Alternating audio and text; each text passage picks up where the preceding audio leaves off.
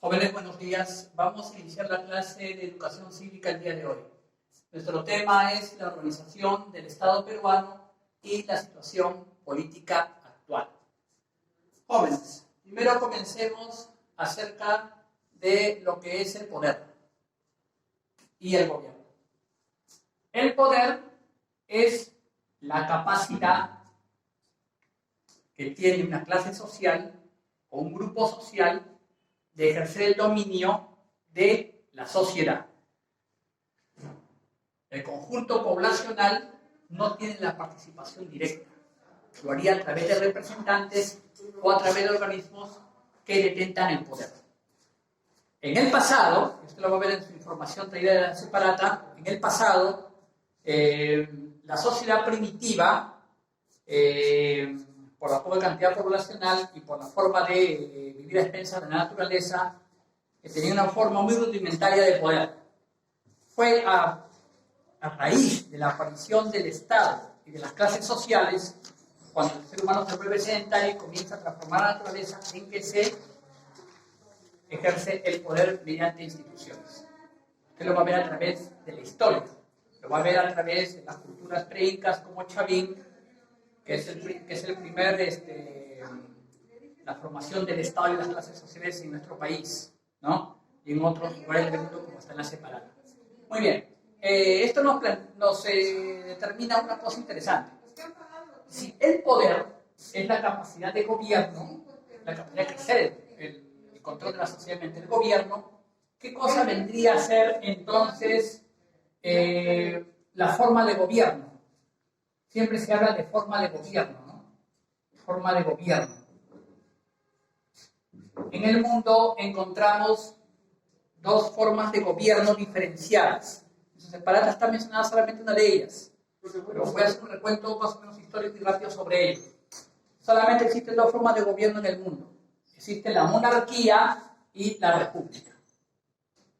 La monarquía es más antigua y la república es posterior. Ambos fueron creados, por decirlo así, disculpe, sus antecedentes primarios en la antigua Grecia y ejercidos de manera, pues, como forma de Estado, ya como forma de gobierno tal, de manera cabal, en el Imperio Romano. Entonces, vamos a ver que la monarquía cuenta con dos formas, ¿no? La absoluta, que pertenece al pasado, que se identifica con la tiranía antigua, y la constitucional, que hasta ahora se da en algunos países, como por ejemplo Inglaterra, ¿no? La constitucional. El rey reina, pero no gobierna. El que ejerce la función de gobierno en este caso tendría que ser el parlamento, ejemplo el parlamento inglés, y la figura del primer ministro que destaca allí, ¿no? Y vamos a ver los partidos políticos que también están candidateando a él, pese a ser una monarquía. La república, como está en la separata, en la primera hoja, es la forma de gobierno que tiene nuestro país, desde que declaró su independencia en 1821, consagrado y refrendado por la Constitución. No se olvide, joven alumno, que la Constitución es la ley de leyes, es la ley madre de todas las leyes de la sociedad, ¿no? Toda ley que se haga, toda ley que se apruebe, tiene su respaldo en la Constitución. Si no tiene respaldo constitucional, esa ley no aparece, no se publica, no se ejerce, no se hace público, ¿no?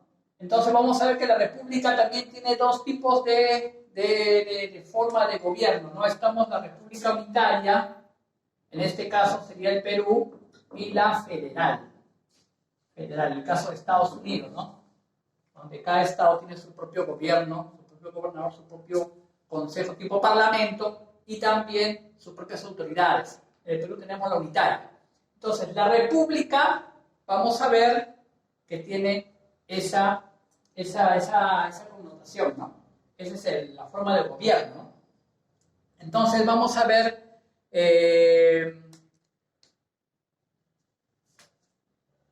que mucha gente confunde, ¿no? Por ejemplo, en un tiempo pasado, Estados Unidos de Norteamérica representaba a la democracia, ¿no? Mientras que, por ejemplo, la Unión Soviética antigua representaba lo opuesto, la dictadura, ¿no? Pero cosa rara, la Unión Soviética es una república, estaría aquí. No estaría en el rango de una monarquía constitucional o absoluta, ¿no? Entonces vamos a ver que el régimen político es la connotación ideológica de una forma de gobierno, ¿no? No hay que confundir eso. Régimen político es, por ejemplo, la democracia. Pueden existir monarquías democráticas como la de Inglaterra, y pueden haber repúblicas dictatoriales, ¿no? Como las hay en el mundo, ¿no? Donde no haya un parlamento, donde no haya un Estado de Derecho. Entonces, la democracia, que es la connotación política de un régimen, ¿no? Es el régimen de un Estado. Entonces, vamos a ver que cumple requisitos para que exista en un país. En la Constitución Política del Estado se asume que el Perú es una república democrática. Una república democrática cumple su rol de acuerdo a requisitos fundamentales. Uno de ellos es el Estado de Derecho. Estado de Derecho. El Estado de Derecho. ¿Qué cosa es el Estado de Derecho? Es aquel Estado que cumple las normas constitucionales, es aquel Estado que cumple con garantizar las libertades personales de sus ciudadanos. Es muy diferente al Estado de hecho. El Estado de hecho, como bien su nombre lo indica, solamente se basa en el acto, ¿no? Es propio de las dictaduras, ¿no? En una oportunidad le pregunta un analista político a Benito Mussolini en el año 1930, más o menos, ¿no? Dictador de Italia, ¿no? La República Fascista Italiana, ¿no? Le pregunta, ¿y cuál es la filosofía del fascismo? Le pregunta Mussolini, ¿no? Personaje que junto con Adolfo Hitler pues llevarían a Europa a la guerra mundial, ¿no? Entonces le dicen, nuestra política o nuestra filosofía es el hecho, es el acto. Con eso prácticamente negaba toda filosofía del fascismo, ¿no? O sea, solamente el acto nomás, el hacer las cosas por hacerlas sin ningún tipo de orientación. Eso es un estado de hecho, un estado en el cual no, el gobernante prescinde, es decir, gobierna sin parlamento, sin hacer caso a la ley, porque puede dar decretos para ejercer sus actos de gobierno sin tomar en cuenta la oposición, reprimiéndola o distorsionándola o expulsándola del país o quizás acallándola de otras maneras. Y prácticamente tiene maniatado el Poder Judicial o le restringe bastante su actuación.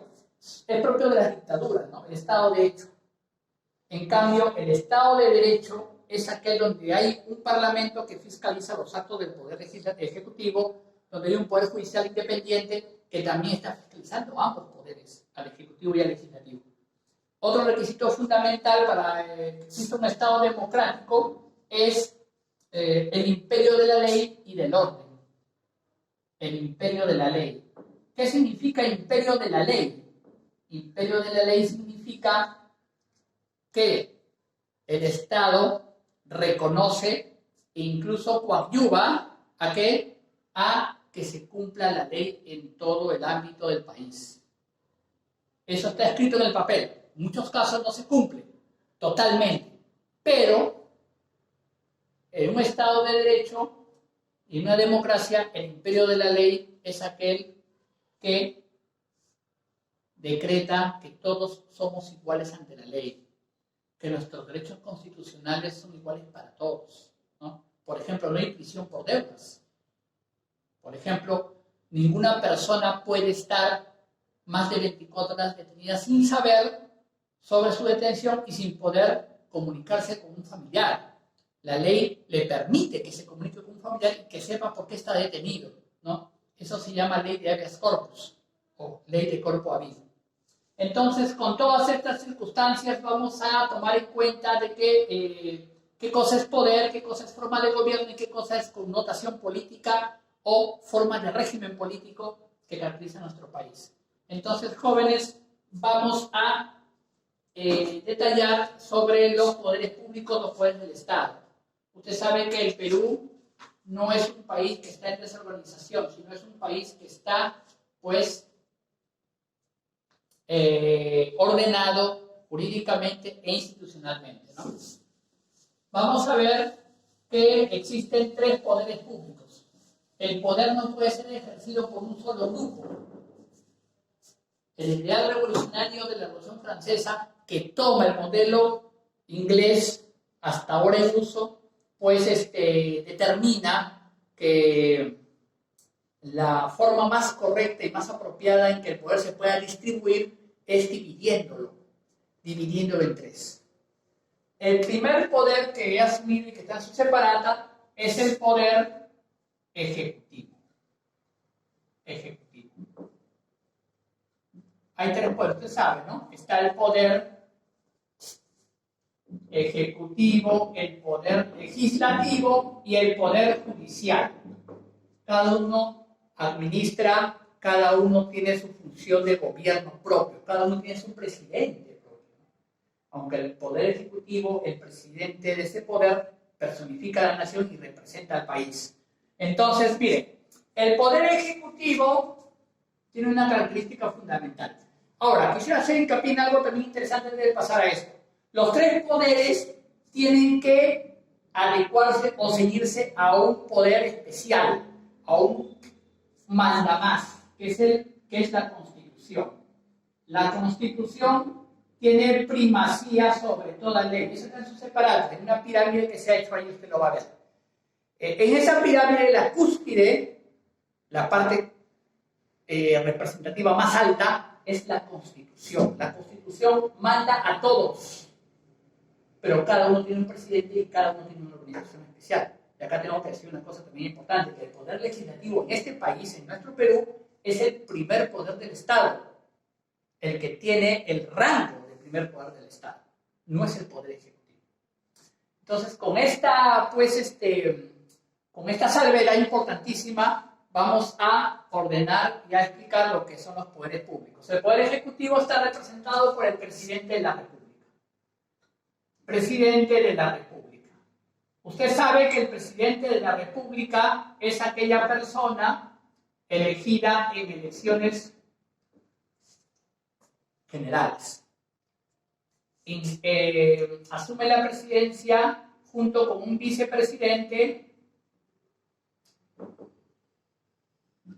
y un primer vicepresidente, y segundo vicepresidente.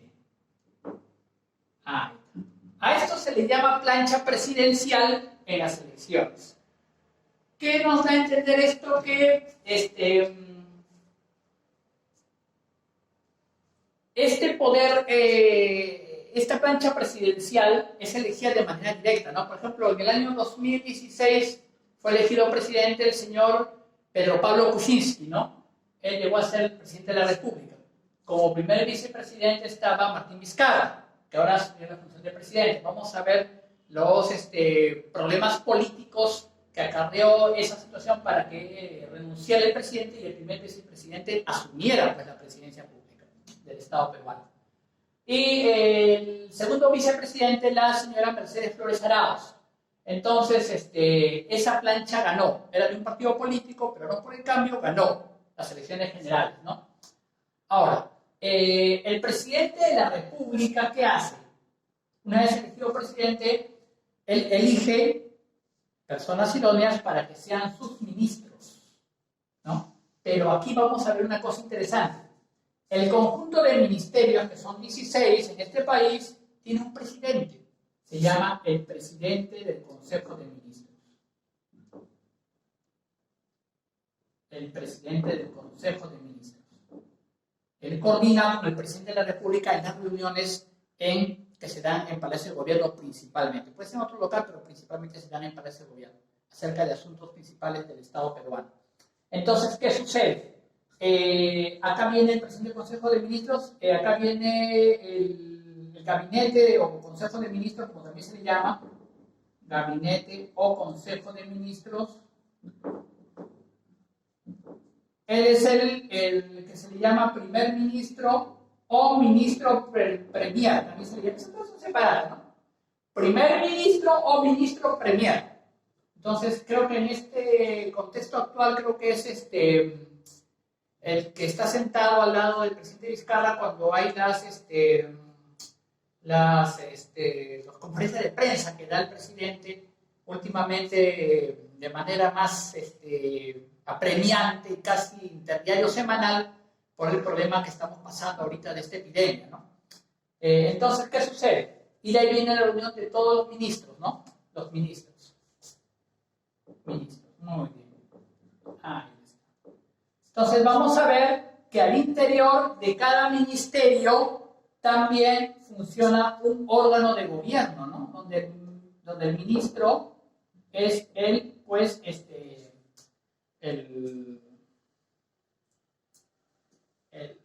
ente rector, el que manda allí, ¿no? Pero vamos a ver, pues, que el ministerio puede estar, por ejemplo, está el director regional, director regional, en el caso de educación, ¿no? Director regional, el que está en la provincia, ¿no? Perdón, en el departamento, que se llama, ¿no? Entonces también está el director provincial, está el director, en este caso distrital, o jefe de sección, y si hablamos del Ministerio de Educación, sería el último, ya sería distrital, en este caso identificado con la UG, Unidad de Gestión Educativa, si hablamos del Ministerio de Educación, y los jefes zonales de educación. Miren cómo va bajando el poder a cada ministerio. Por otro lado, también paralelamente a esto están por ejemplo, los gobernadores regionales, ¿no? Los gobernadores regionales ejercen función de gobierno en representación del poder público del presidente de la República en cada región y coordinan con el presidente los acuerdos a tomar. El gobernador regional, el gobernador provincial, por si acaso ya no son de ministerio, sino son completamente, y también están pues el Consejo Regional y los gobernadores locales, ¿no? El gobernador provincial, el gobernador local y los consejos regionales que también pues llevan hasta el pueblo el poder y la capacidad de decidir los asuntos, ¿no? Entonces vamos a ver que este modelo de poder ejecutivo tiene sus funciones, tiene sus prerrogativas y también tiene sus limitaciones y sus actos que no puede realizar.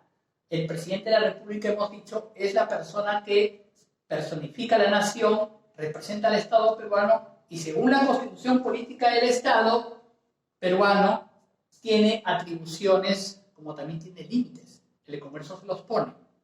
El presidente de la República, para salir al extranjero por tal o cual conferencia siendo invitado, requiere ¿de qué? Requiere del permiso del Congreso de la República, por poner un ejemplo, ¿no? La cantidad de días y tiene que exponer qué cosa va a hacer allá. Y la cantidad de días fijados tiene que volver aquí al país para dar cuentas de lo que ha sucedido, ¿no?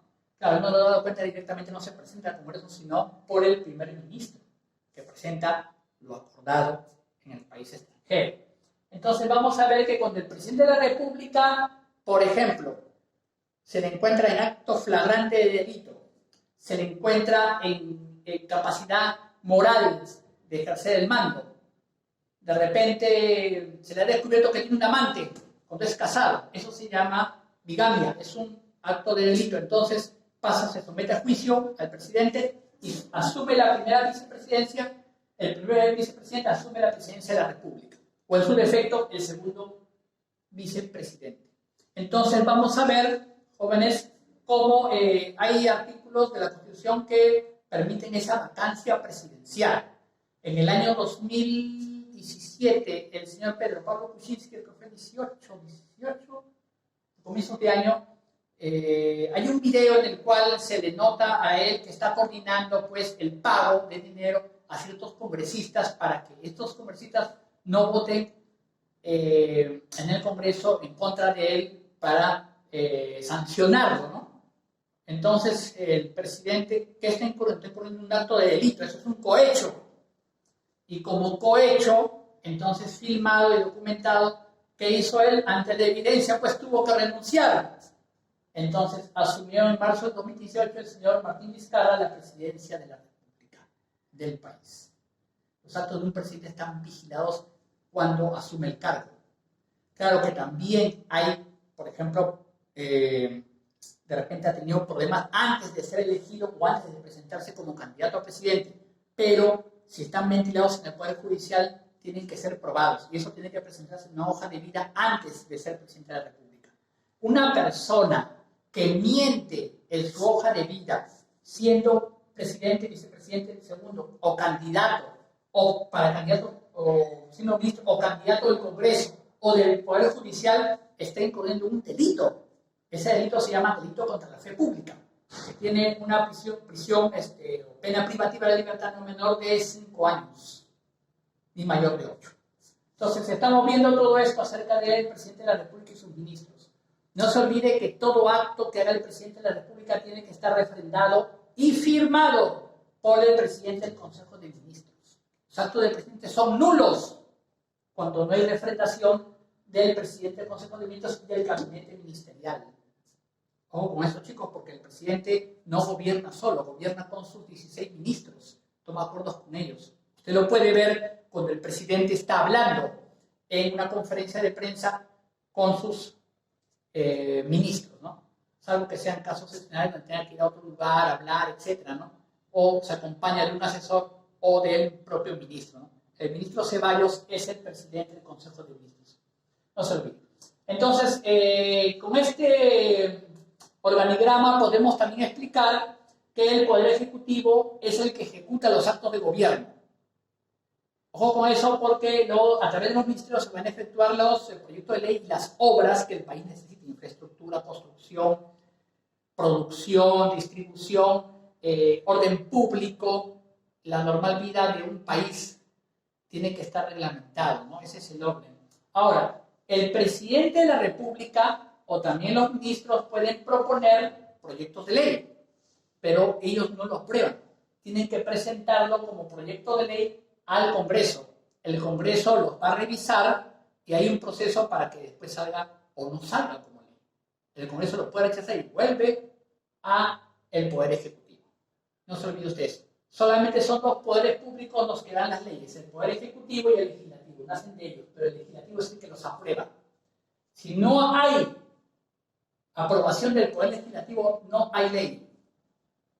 Entonces vamos a ver, jóvenes, este arreglo del poder en el caso del Poder Ejecutivo, ¿no? En su separata hay más características fundamentales que usted va a tener en cuenta al momento de leerlos, ¿no? Vamos a hablar del segundo poder del Estado.